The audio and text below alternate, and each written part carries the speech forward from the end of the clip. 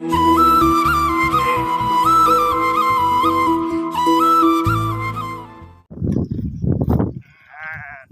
ಕಂಪನಿದ old model Bolero pickup second hand ಮಾರಾಟಕ್ಕಿದೆ. Old model Bolero pickup ಯಾರೇ second hand ತೊಗೊಳಾರ್ದು ತೊಗೋಬೋದು.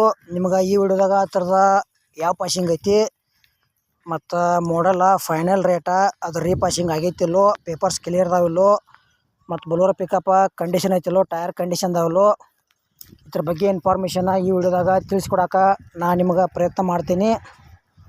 ಬನ್ನಿ ಗೆಳೆಯರೆ, ವಿಡಿಯೋ ಆದ್ರೆ ಶುರು ಮಾಡೋಣ. ಗೆಳೆಯರದು old model Bolero pickup second hand ಮಾರಾಟಕ್ಕಿದೆ.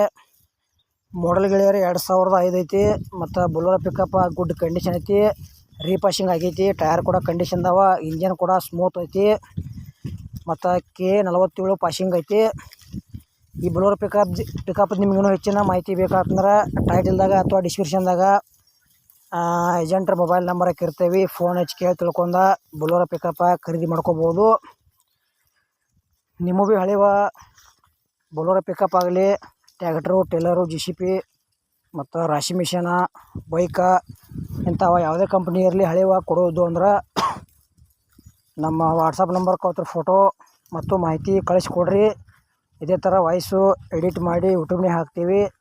ನಿಮ್ಮ ಸೆಕೆಂಡ್ ಹ್ಯಾಂಡ್ ವಾಹನಗಳನ್ನು ನೀವು ಹೆಚ್ಚಿನ ಲಾಭದಲ್ಲಿ ಅಥವಾ ಕಡಿಮೆ ಲಾಭದಲ್ಲಿ ಮಾರಾಟ ಮಾಡ್ಬೋದು.